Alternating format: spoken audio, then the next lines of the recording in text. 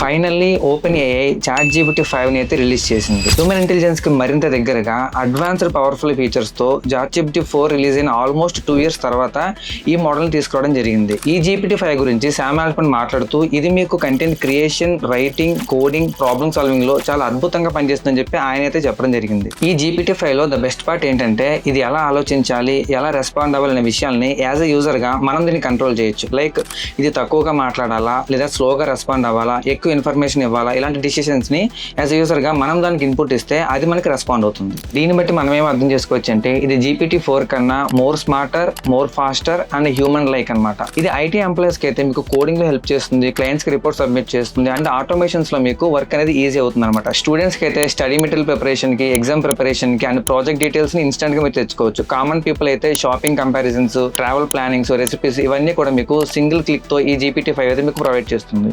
Finally ఈ GPT 5 అనేది AI లో నెక్స్ట్ బిగ్ స్టెప్ అనమాట.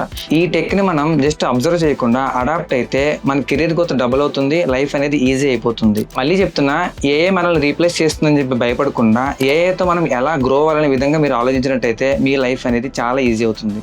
అండ్ మీరు కూడా ఈ చాట్ జీపీటీ 5 గురించి ఏమైనా అనుకుంటున్నారో కామెంట్ సెక్షన్ లో మెన్షన్ చేయండి.